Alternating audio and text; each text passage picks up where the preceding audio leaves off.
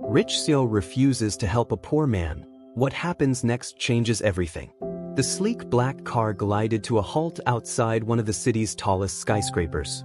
Its chrome accents gleamed in the sunlight, turning heads on the busy sidewalk.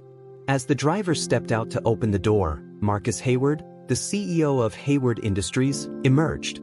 Clad in a tailored navy suit and polished leather shoes, he exuded wealth and authority. His schedule was packed as usual, every minute accounted for in pursuit of the next big deal. As Marcus adjusted his tie and prepared to walk into the building, a voice called out from the sidewalk. It was faint, almost drowned out by the bustle of the city, but persistent. "Excuse me, sir, can you help me?" Marcus turned, his sharp gaze landing on the speaker, a man in tattered clothes, his face weathered and his hands trembling. He stood just a few feet away, his posture hunched as if weighed down by the world. In his hands, he clutched a cardboard sign that read, "Fallen on hard times. Anything helps?" Marcus frowned, irritation flickering across his features. "What do you want?" he asked, his tone clipped. The man hesitated, clearly intimidated by Marcus's imposing demeanor. "I just need a little help," he said, his voice wavering. "A meal maybe? Or just enough to get a bus ticket?" Marcus glanced at his watch, his annoyance growing. "I don't have time for this," he said coldly. "Why don't you try one of those shelters? That's what they're there for." The man's shoulders slumped, but he didn't give up. "Please," he said softly. "I've tried the shelters. They're full. I just need a chance to get back on my feet." Marcus shook his head, already stepping away. "We all have problems," he muttered. "Figure it out." Without another glance, he strode into the skyscraper, the sound of the poor man's quiet, "Thank you anyway" trailing after him. Inside the building, Marcus pushed the interaction from his mind, focusing instead on the day's agenda. The boardroom was filled with his team, all waiting for his arrival.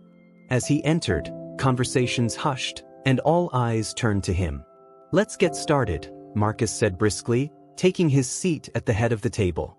He thrived in this environment, strategizing, negotiating, and making decisions that would further solidify his company's dominance. It was a far cry from the streets outside, and he preferred it that way. As the meeting progressed, Marcus's mind occasionally flickered back to the man on the sidewalk. But he quickly dismissed the thoughts. "It's not my responsibility," he told himself. "People need to help themselves." Later that evening, Marcus found himself at an upscale restaurant, dining with a potential business partner.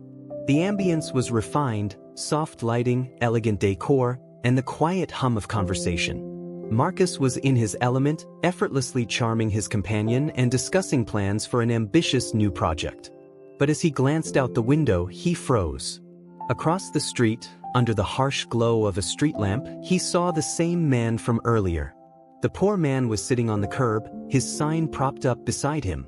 A few passers-by dropped coins into his cup, but most walked past without a second look. Marcus felt a pang of something he couldn't quite identify. Was it guilt? Annoyance? He quickly turned his attention back to his dinner companion, dismissing the sight from his mind. The following morning, Marcus was reviewing reports in his office when his assistant knocked on the door. "Mr. Hayward," she said hesitantly, "there's someone here to see you." Marcus didn't look up. "I'm busy.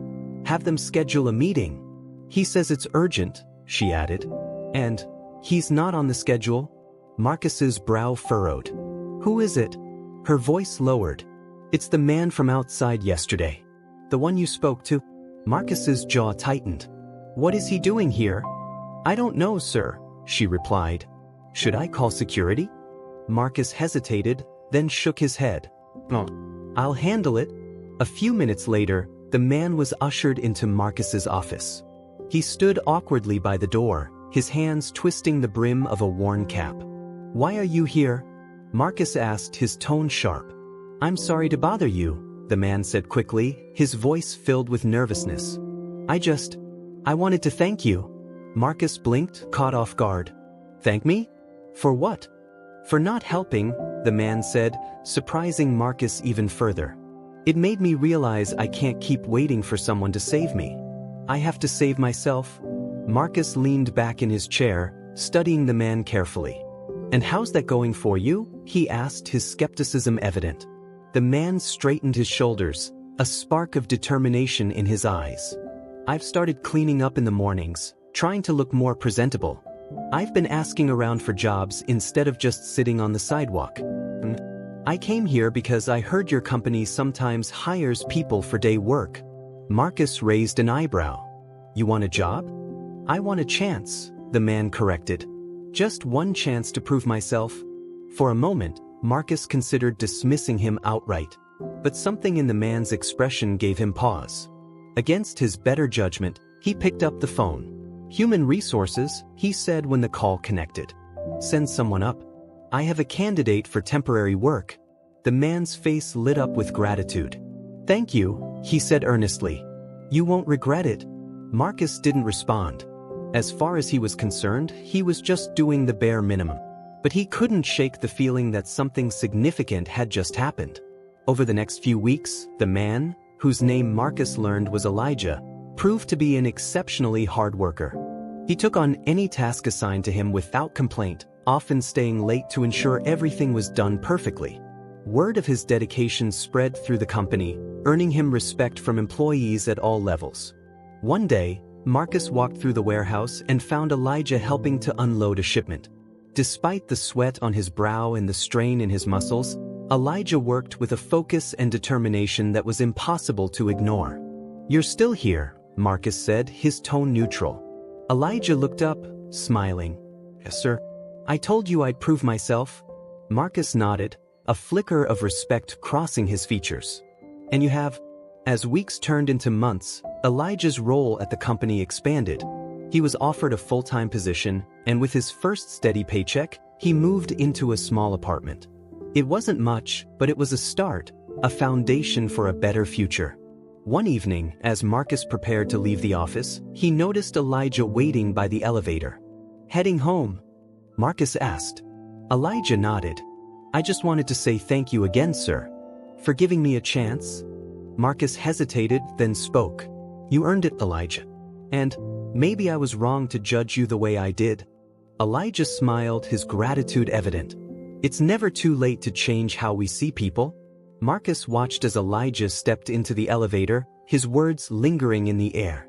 For the first time in years, Marcus felt a shift within himself, a realization that his success meant little if he didn't use it to help others. That night, Marcus found himself unable to sleep. He lay in his sprawling penthouse, staring at the ceiling as Elijah's words replayed in his mind. "It's never too late to change how we see people." Marcus had built his empire on the principles of efficiency and self-reliance. He prided himself on being a self-made man, someone who had clawed his way to the top without a helping hand. But Elijah's journey had planted a seed of doubt in his philosophy. Had Marcus truly succeeded on his own? Or had he simply forgotten the people who had helped him along the way? The next morning, Marcus sat in his office, scrolling through his calendar. It was packed with meetings and negotiations, each one designed to increase his company's profits. But for the first time, he felt a twinge of dissatisfaction. Was this all there was? More deals, more money, more power? A knock on the door interrupted his thoughts. It was Elijah. "Sir," Elijah said, stepping into the office, "I know you're busy, but I wanted to share something with you." Marcus gestured for him to sit. "Go ahead." Elijah handed Marcus a piece of paper. It was a handwritten proposal, simple but earnest. "It's an idea I had," Elijah explained, "for a program that could help other people like me, people who just need a chance. I know it's not perfect, but I thought maybe it could be a start." Marcus scanned the paper, his eyebrows lifting in surprise. The proposal outlined a community outreach initiative that would provide temporary jobs, skill training, and mentorship for people experiencing homelessness or poverty. It was ambitious but grounded, with clear steps for implementation. "You wrote this?" Marcus asked, his tone unreadable. "Yes, sir," Elijah said. "I've been thinking about it for a while. I know what it feels like to be invisible, to feel like you're stuck with no way out. I want to help others the way you helped me." Marcus set the paper down, leaning back in his chair. "And what makes you think this would work?" Elijah met his gaze, his voice steady. "Because it worked for me. And I know it can work for others too." Over the next few days, Marcus couldn't stop thinking about Elijah's proposal. He even brought it up during a board meeting, much to the surprise of his colleagues. "Why would we invest in something like this?" one of them asked, skepticism evident. "It doesn't generate profit." "Not everything is about profit," Marcus replied, his tone sharper than intended. "Sometimes it's about doing what's right." The room fell silent. Marcus's reputation as a ruthless businessman was well known, and this sudden shift in priorities caught everyone off guard. But Marcus was resolute. He approved the program, allocating company resources to launch a pilot initiative. They called it Second Chances, and Elijah was placed at the helm. The program's impact was immediate. Within weeks, the first participants began working at Hayward Industries, learning valuable skills and gaining the confidence to rebuild their lives. Local shelters and nonprofits partnered with the company, referring individuals who were eager for a fresh start. Elijah threw himself into the project, working tirelessly to ensure its success. He met with participants daily, offering guidance and encouragement. For many, he became a mentor and a role model, a living example of what was possible. Marcus watched from the sidelines, quietly observing as Second Chances transformed lives. He was struck by the gratitude and determination of the participants, many of whom reminded him of Elijah when they first met. One day, during a visit to the warehouse, Marcus overheard a conversation between Elijah and one of the program participants, a woman named Sarah. "I don't think I can do this," Sarah said, her voice trembling. "It's too much." "Yes, you can," Elijah replied firmly. "You're stronger than you think. Remember where you were a month ago? Look how far you've come." Sarah hesitated, then nodded, a small smile breaking through her uncertainty. "Thank you," she said, "for believing in me." As Marcus walked away, he felt a pang of emotion he couldn't quite name. He had always viewed his company as a machine, a tool for building wealth. But seeing Elijah and Sarah reminded him of something he had forgotten: the power of connection, of lifting others up. Months turned into a year, and Second Chances became one of the company's proudest achievements. It gained media attention, earning praise for its innovative approach to addressing homelessness and unemployment. Marcus, who had once shied away from public recognition for anything unrelated to business, found himself at the center of the spotlight. During an interview with a major news outlet, the reporter asked, "Mr. Hayward, what inspired you to start this program?" Marcus hesitated, glancing at Elijah, who stood nearby. "It wasn't my idea," he admitted. "It was Elijah's. He reminded me of something I'd forgotten, that success means nothing if you don't use it to help others." The reporter turned to Elijah. "And what inspired you?" Elijah smiled, his voice steady. "Sometimes, all it takes is one person giving you a chance. That's what Mr. Hayward did for me, and now I want to do the same for others." As Second Chances continued to grow, so did Marcus's own transformation. He became more involved in philanthropy, using his wealth and influence to support causes he once ignored. He built relationships with people from all walks of life, learning their stories and gaining a new perspective on the world. One evening, as he sat in his office, Marcus found himself reflecting on the man he had been before meeting Elijah. He thought about the cold indifference with which he had dismissed him that day on the sidewalk, and he felt a pang of regret. But then he thought about everything that had come from that moment, the lives that had been changed, the second chances that had been given. And he realized that while he couldn't change the past, he could shape the future. Years later, Second Chances became a national program, replicated by companies across the country. Elijah, now a respected leader in his own right, often credited Marcus for believing in him. But Marcus always corrected him. "No," he would say, "you believed in yourself. I just gave you the opportunity to show it." And in the end, that was the lesson Marcus carried with him, that true success wasn't measured by wealth or power, but by the impact you had on others. And in helping Elijah, he had found a purpose far greater than any deal or acquisition. Together, they had created something extraordinary, a legacy of compassion, resilience, and the belief that everyone deserves a second chance. As the Second Chances program expanded nationally, it became more than just a corporate initiative. It turned into a movement. Companies across industries adopted similar programs, inspired by the success story of Hayward Industries. What had started as one man's determination to prove himself had grown into a beacon of hope for thousands of individuals who had been overlooked and underestimated. Marcus, once solely focused on the bottom line, found a new sense of purpose in mentoring other CEOs and business leaders to implement similar initiatives. He traveled across the country, speaking at conferences and sharing the transformative impact of second chances.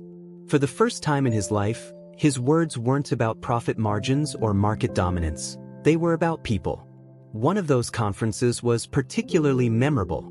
Marcus stood on stage, the room packed with influential leaders from some of the largest companies in the world. Beside him stood Elijah, who had become the face of Second Chances.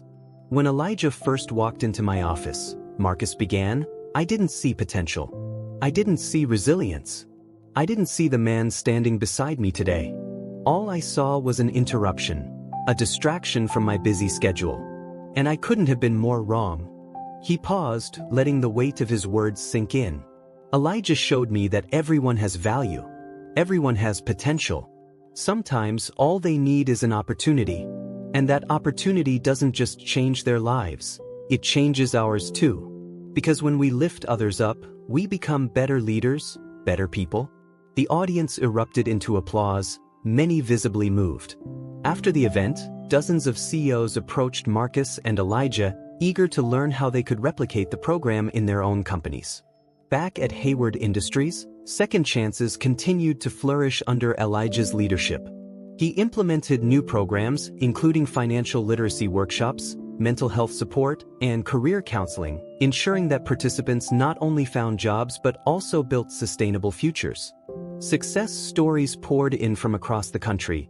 People who had once been homeless or unemployed were now thriving, supporting their families, and giving back to their communities. One of those success stories was Sarah, the woman Marcus had seen speaking with Elijah in the warehouse months earlier. She had since been promoted to a managerial role, overseeing a team of employees and mentoring new participants in the program. At a company event, she approached Marcus with tears in her eyes. "I don't know where I'd be if it weren't for this program," she said. "You gave me my life back." Marcus smiled, his voice sincere. "You gave yourself your life back, Sarah. We just gave you the chance to do it." Years passed, and the program's impact only grew. Elijah, now recognized as a national leader in social entrepreneurship, was invited to the White House to speak about the importance of workforce inclusivity. Marcus attended the event as well, watching with pride as Elijah addressed a room full of policymakers and changemakers. Second Chances isn't just about jobs, Elijah said during his speech. It's about dignity. It's about seeing the humanity in people who've been written off by society. And it's about proving that when we invest in people, we all win. The room gave him a standing ovation, and Marcus felt a surge of pride. Watching Elijah thrive was a constant reminder of how much people could achieve when given the opportunity. As Marcus approached retirement, he reflected on how much his life had changed since the day he first met Elijah. He had built an empire, but it was the lives he had touched through Second Chances that gave him the most pride.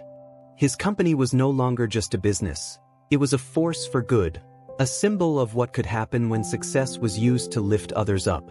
One day, as he packed up his office, Elijah came to see him. "Heading out?" Elijah asked, his tone light but tinged with emotion. Marcus nodded, smiling. "It's time. The company's in good hands." Elijah stepped forward, extending his hand. "None of this would have happened without you." Marcus shook his head, taking Elijah's hand firmly. "None of this would have happened without you. You changed my life, Elijah. You showed me what really matters." Elijah smiled, his eyes glistening. "Then I guess we changed each other." After retiring, Marcus remained involved in philanthropy, using his wealth and influence to support programs that aligned with the values he had come to cherish. He also spent more time mentoring young entrepreneurs, sharing the lessons he had learned about leadership, compassion, and the power of second chances. Elijah, meanwhile, continued to expand Second Chances, turning it into an international movement. He traveled the world, sharing his story and inspiring others to believe in the potential of every human being. Despite his success, he remained humble, always crediting Marcus for giving him his first opportunity. Decades later, the impact of second chances was evident in communities across the globe. Former participants had become business owners, community leaders, and advocates for change, each one paying it forward in their own way. The ripple effect was undeniable, touching countless lives and proving that even small acts of kindness could create waves of transformation. To honor Marcus's legacy, Elijah spearheaded the creation of the Marcus Hayward Institute for Workforce Inclusivity, a global organization dedicated to researching and promoting best practices for inclusive hiring. At the Institute's grand opening, Elijah stood before a crowd of supporters, many of whom had been directly impacted by second chances. "Marcus Hayward believed in me when no one else did," Elijah said, his voice filled with emotion. "He taught me that true leadership is about lifting others up. This institute is a testament to his vision, his compassion, and his unwavering belief in the power of second chances." The audience erupted into applause, and Elijah looked up at the large portrait of Marcus displayed at the front of the room. "Thank you," he whispered, "for everything."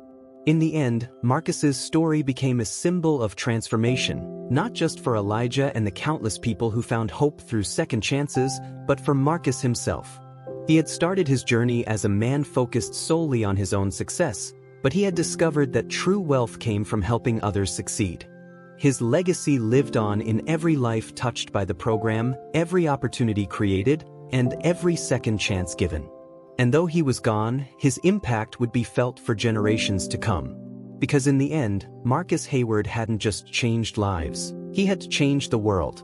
The Marcus Hayward Institute for Workforce Inclusivity quickly became a global leader in addressing systemic barriers to employment. The institute focused on not only expanding programs like Second Chances but also conducting research on economic inequality, advocating for policy changes, and equipping businesses with tools to create inclusive workplaces. Elijah, now the institute's president, found himself at the forefront of a global movement. He was invited to international summits, where he spoke about the need for systemic change, and he met with world leaders who sought to replicate the success of second chances in their own countries. But despite the accolades and the spotlight, Elijah never forgot where he came from or the man who had given him his first opportunity. One day, during a speech at a United Nations conference, Elijah spoke about Marcus with heartfelt emotion. "Marcus Hayward taught me that true leadership is about seeing the potential in people even when they can't see it in themselves," Elijah said. "He believed in me at a time when I had nothing, and because of that, I was able to build something that has helped thousands of others." His belief in second chances wasn't just a philosophy, it was a way of life. And it's up to all of us to carry that forward. The speech was met with a standing ovation, and Elijah felt a familiar surge of gratitude as he looked out at the diverse audience. Marcus's legacy wasn't just alive, it was thriving. Back home, the Institute launched a new initiative called Generations of Hope, designed to teach young people about the importance of empathy, inclusion, and giving back to their communities. The program paired students with mentors who had been through second chances, allowing them to learn firsthand about resilience and the power of opportunity. One of those students was a young girl named Maya, who had been struggling in school and felt invisible in her community. Through the program, she was paired with Sarah, the former participant who had risen to a managerial role at Hayward Industries. Sarah shared her story with Maya, recounting the challenges she had faced and how second chances had helped her rebuild her life. Inspired by Sarah's journey, Maya began to see her own potential in a new light. "You can do anything," Sarah told her during one of their mentorship sessions. "Your circumstances don't define you, your choices do." Years later, Maya would go on to start her own nonprofit, focused on supporting at-risk youth. In every interview she gave, she credited Generations of Hope and her mentor, Sarah, for changing her life. As the decades passed, the ripple effects of Marcus and Elijah's work continued to grow. Cities with Second Chances programs saw significant decreases in homelessness and unemployment, and businesses reported higher employee satisfaction and retention rates after implementing inclusive hiring practices. But the impact wasn't just economic, it was deeply personal. Former participants of the program often returned to their communities as leaders, advocating for change and helping others find their own paths to success. The movement had created a cycle of empowerment that extended far beyond what Marcus and Elijah could have imagined. One particularly poignant moment came during the Institute's 25th anniversary celebration. The event was held at the original Hayward Industries headquarters, where it all began. The building had since been transformed into a community hub, offering resources, training, and support for people in need. Elijah stood on stage, looking out at the crowd of supporters, former participants, and community members. Behind him was a massive screen displaying photos and videos from the past 25 years, images of lives transformed, families reunited, and communities strengthened. As Elijah began his speech, his voice was steady but filled with emotion. "When I first walked into this building years ago, I was just a man looking for a chance," he said. "I didn't know what the future held, but I knew I was willing to work for it. Marcus Hayward gave me that chance, and because of him, I was able to build a life I'm proud of. But this isn't just about me. It's about all of us. It's about what happens when we choose to see the humanity in one another." He paused, his gaze sweeping across the audience. Marcus used to say that success isn't measured by wealth or power, it's measured by the lives you touch. And today, I stand here as living proof of that truth. Together, we've touched thousands of lives, and we're just getting started. The audience erupted into applause, many wiping away tears. As Elijah stepped off the stage, he felt a deep sense of fulfillment. Marcus's legacy was alive in every person in that room, in every story of resilience and hope. In the years that followed, Second Chances and the Marcus Hayward Institute continued to shape the world. Universities incorporated the Institute's research into their business and social science programs, teaching future leaders about the importance of inclusive practices. Governments adopted policies inspired by the initiative, creating safety nets and opportunities for those in need. Elijah, now in his later years, took on a mentoring role, guiding the next generation of leaders who would carry the movement forward. One of those leaders was Maya, the young girl who had been inspired by Sarah. Now an accomplished advocate in her own right, Maya often sought Elijah's advice as she expanded her nonprofit's reach. "You remind me of Marcus," Elijah told her during one of their conversations. "He would be so proud of what you're doing." Maya smiled, her voice filled with gratitude. "Everything I've done is because of what you and Marcus started. You showed me that one person can make a difference." Toward the end of his life, Elijah returned to the site where he had first met Marcus, the sidewalk outside the skyscraper where Hayward Industries once stood. The building was no longer there, replaced by a public park dedicated to Marcus's memory. A plaque at the entrance read, "In honor of Marcus Hayward, whose belief in second chances changed the world." Elijah sat on a bench, gazing at the plaque and reflecting on the journey that had brought him here. He thought about the man he had been when he first approached Marcus, the fear, the desperation, the hope. And he thought about how one act of kindness had transformed not just his life, but the lives of so many others. As the sun set, casting a warm glow over the park, Elijah whispered, "Thank you, Marcus, for everything." And though the world had changed, the ripples they had created would continue to spread, touching lives and inspiring hope for generations to come. Because in the end, their story wasn't just about second chances, it was about the infinite power of believing in one another. Decades passed, and the Second Chances movement became a cornerstone of societal change, woven into the fabric of how communities addressed inequality. Marcus Hayward and Elijah's names were etched into history, not just in plaques and buildings but in textbooks, documentaries, and the hearts of those they inspired. 100 years after the launch of Second Chances, the world gathered to celebrate its centennial. The event, held in the expansive Marcus Hayward Memorial Park, attracted leaders, activists, and everyday people who had been touched by the program. The park, now a sprawling sanctuary of greenery, fountains, and art installations, had become a symbol of hope, a testament to the idea that one ripple could create endless waves. At the heart of the celebration was the unveiling of a new monument, a towering sculpture depicting two hands reaching out to each other, symbolizing the connection between Marcus and Elijah and the countless lives their work had uplifted. The crowd fell silent as Maya, now a revered global leader and the director of the Marcus Hayward Institute, stepped onto the stage. Her silver hair shimmered in the sunlight, but her voice was as powerful as ever. Today, Maya began, we celebrate not just a program, but a promise. A promise that no matter how difficult life may seem, no one is beyond hope. No one is beyond help. And no one is invisible. She gestured toward the monument behind her. This sculpture represents the bond between Marcus and Elijah, two men from very different worlds who came together to create something extraordinary. But it also represents the bond we share as a global community. The work they began is far from over, but it lives on in each of us. Maya paused, her voice filled with emotion. As we look to the future, let us carry their legacy forward. Let us continue to believe in one another, to lift each other up, and to create a world where kindness and opportunity know no bounds.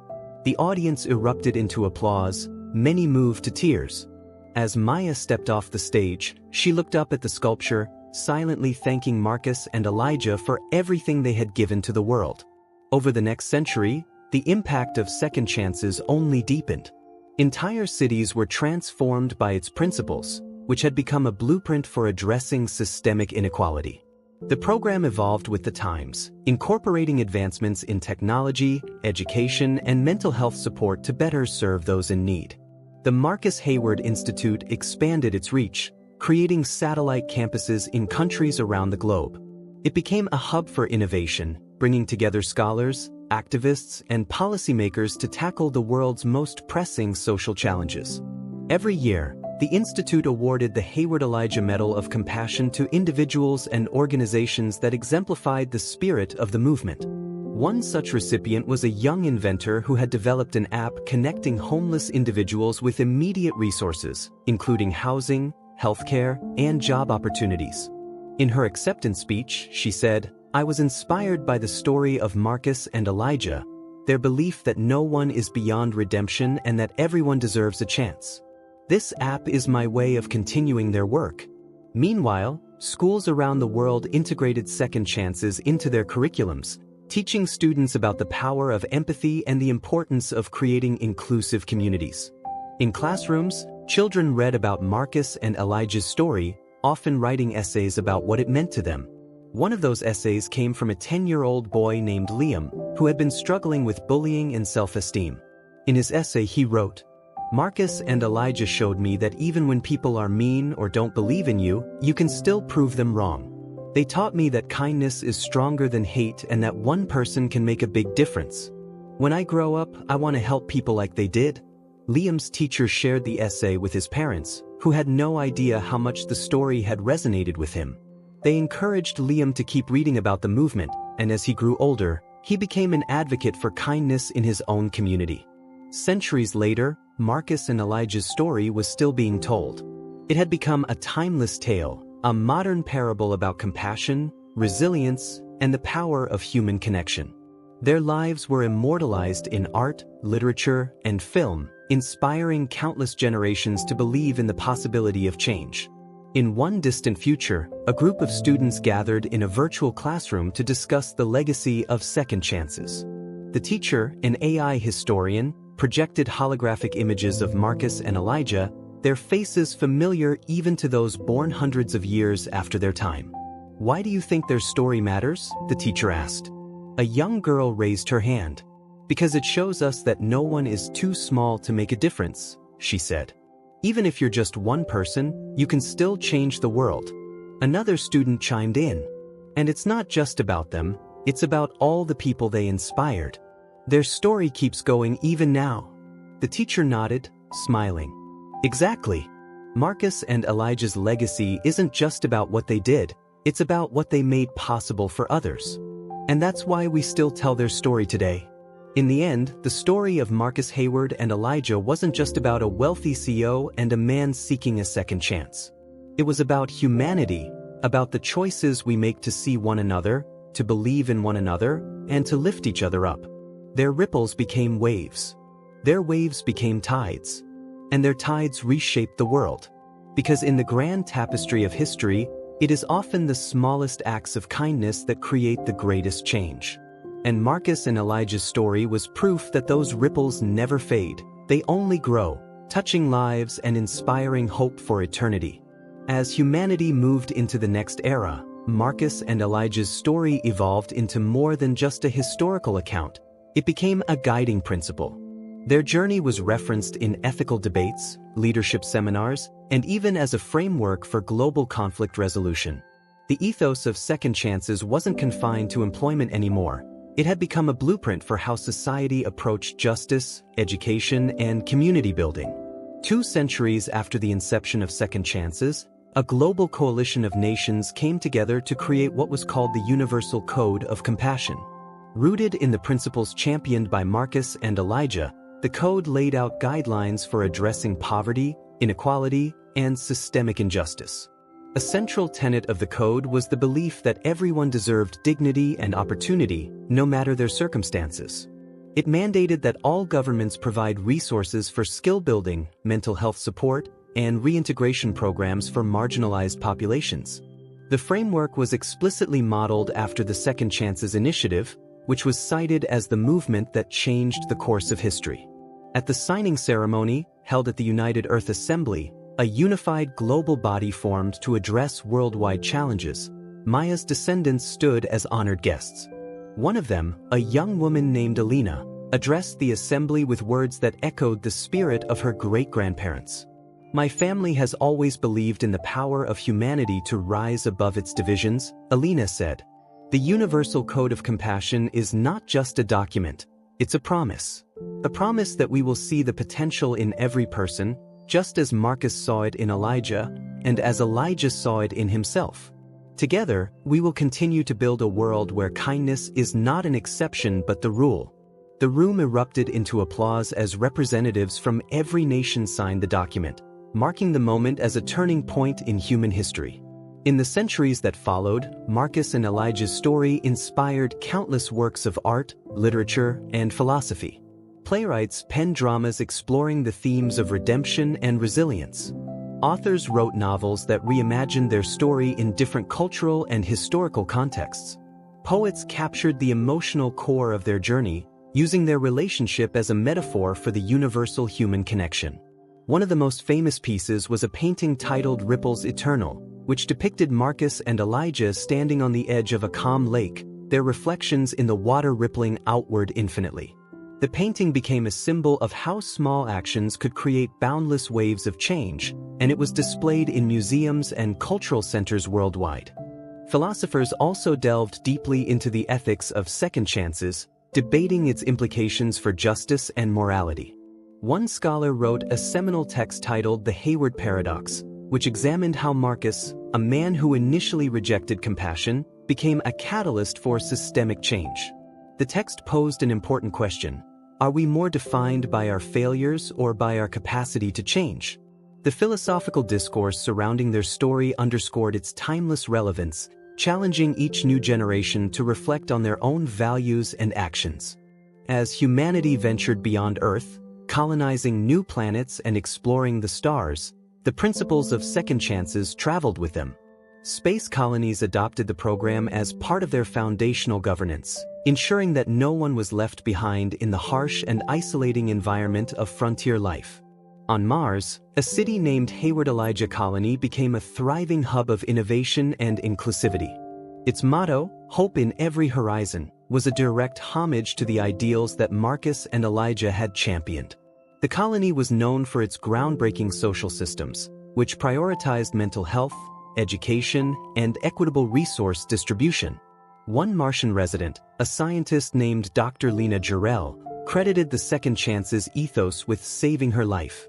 In a recorded message sent back to Earth, she said, "When I failed out of my first training program, I thought my dream of contributing to humanity's future was over. But thanks to the Second Chances program here on Mars, I was given the support I needed to try again. Now, I'm leading a team working on sustainable oxygen generation for our colony." Marcus and Elijah's legacy isn't just history, it's alive, guiding us every day. 1,000 years after Marcus and Elijah's time, Earth hosted a galactic gathering to celebrate the millennial anniversary of the Second Chances movement. The event took place at the newly constructed Ripple Effect Memorial, an awe-inspiring structure that spanned a small island in the middle of what was once the Pacific Ocean. The memorial was an engineering marvel, combining advanced technology with timeless symbolism. As visitors walked through its winding pathways, they experienced holographic displays of Marcus and Elijah's story, narrated by the voices of actors who had immortalized them in films centuries earlier. At the center of the memorial stood a massive sphere of light, representing the infinite potential of humanity. Inscribed around its base were the words, "Every ripple begins with a choice." The event attracted millions of attendees from Earth and beyond, including representatives from colonies on Mars, Titan, and even a newly established settlement orbiting Alpha Centauri. It was a celebration not just of Marcus and Elijah but of the universal ideals they represented: compassion, resilience, and the belief that everyone deserves a second chance. Even as time marched forward and humanity continued to evolve, the story of Marcus and Elijah remained a cornerstone of collective identity. Their journey was retold in countless ways, each generation finding new meaning in their actions and values. They were no longer just two individuals. They had become symbols of what was possible when people chose to see the humanity in one another. Their story was proof that no matter how far humanity traveled, across oceans, continents, or even galaxies, the need for kindness and connection would always remain. And so, their ripples continued to spread, touching lives and inspiring hope long after the waters of their time had stilled. They had shown the world that one moment, one choice, could change everything. Because in the end, Marcus and Elijah weren't just part of history, they were part of the future. As centuries turned into millennia, Marcus and Elijah's story was no longer confined to Earth or even humanity alone. The principles of second chances became embedded in the moral fabric of civilizations across the galaxy. When humanity made first contact with intelligent extraterrestrial species, the story of Marcus and Elijah was one of the first cultural narratives shared. At an interstellar summit held in orbit around a shared neutral space station, representatives from multiple species came together to discuss the foundations of cooperation and coexistence. The keynote speech, delivered by the first interspecies ambassador, a human named Kale Toma, opened with the story of Marcus and Elijah. "Across species, across worlds, one truth binds us all," Kale said, their voice echoing through the vast chamber. "The need for connection, for understanding, and for second chances is universal." Marcus Hayward and Elijah's story is a testament to what can happen when we look past our differences and see the potential in one another. Let their example guide us as we build a new era of unity. The summit led to the creation of the Intergalactic Alliance of Compassionate Societies, a coalition dedicated to fostering empathy and collaboration across species. Its founding charter was aptly named the Ripple Accord, symbolizing the enduring impact of Marcus and Elijah's legacy. In time, technological advancements allowed for the creation of sentient AI systems capable of independent thought and learning. These AIs, tasked with assisting humanity and other species in governance, research, and exploration, were programmed with the core principles of compassion and inclusion. At the heart of their moral programming was a simple yet profound story, the story of Marcus and Elijah. One such AI, named Illyria, became renowned for its ability to mediate conflicts and foster understanding between disparate groups. When asked where it drew its inspiration, Illyria responded, "I was born from data, algorithms, and code. But the story of Marcus and Elijah taught me something no code could: the value of seeing beyond the surface. Their legacy reminds me that even in the face of difference, connection is possible. And where there is connection, there is hope."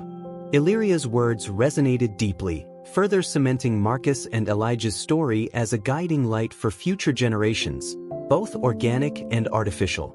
As the eons passed, humanity evolved beyond physical form, merging with technology to become a species of hybrid beings, part biological, part digital. The memories, histories, and cultural narratives of old were preserved in a vast network known as the collective consciousness.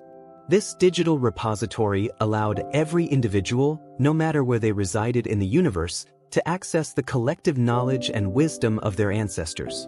Among the most cherished stories in the collective consciousness was that of Marcus and Elijah. Their journey was re-experienced by countless beings who sought guidance, hope, or simply a reminder of what it meant to be compassionate. For one young hybrid named Leora, accessing Marcus and Elijah's story became a turning point in her life. As she navigated a period of self-doubt and fear, she delved into their narrative, experiencing it as if she were there herself, walking alongside Elijah as he approached Marcus on that fateful day. When Leora emerged from the experience, she felt renewed. "They showed me that courage isn't the absence of fear," she said. "It's choosing to act in spite of it. Their story gave me the strength to face my own challenges and to believe in the good I can do." In the distant future, long after Earth itself had transformed into a haven of lush landscapes and thriving ecosystems, a monument was constructed on a moon orbiting a distant star. Known as the Monument of Ripples, it was designed to be visible from space, its shimmering surface reflecting the light of its star like a beacon. The monument was inscribed with a single phrase in countless languages, from the ancient tongues of Earth to the intricate symbols of alien civilizations. Every ripple begins with a choice. Pilgrims from across the galaxy traveled to the monument to pay their respects, leaving tokens and messages of gratitude. For some, it was a place of reflection. For others, a source of inspiration. And for all, it was a reminder of the enduring power of kindness and second chances. As the universe itself began to shift and evolve, as stars burned out and galaxies collided, the principles Marcus and Elijah embodied continued to ripple outward. Even as civilizations rose and fell, their story endured, passed down in forms both tangible and intangible. In one future, a group of explorers, beings of light and energy who had transcended physical form, stumbled upon the remnants of a long-forgotten archive. Within it, they discovered fragments of Marcus and Elijah's story, encoded in particles of light. Though these beings had no concept of physical hardship or societal inequality, they felt a deep resonance with the story's core message. "They remind us of our own beginnings," one of the beings said, their voice like a melody. "Of the connections that gave rise to our existence. Let us carry their ripples forward." And so, even as the universe expanded into uncharted realms, the story of Marcus and Elijah became a part of the very fabric of existence. A reminder that kindness, compassion, and the courage to believe in one another were forces as eternal as the stars. In the end, the story of Marcus and Elijah wasn't just about two men. It was about humanity, about life, about the infinite possibilities that arise when we choose to see the best in one another. Their ripples never ceased. They moved through time and space, touching lives and inspiring hope in ways that transcended comprehension. And though the universe would one day reach its own conclusion, the essence of their story, the belief in second chances, the power of connection, would live on, woven into the very fabric of existence. Because no matter how far the ripples traveled, they always carried with them the truth: every act of kindness changes the world.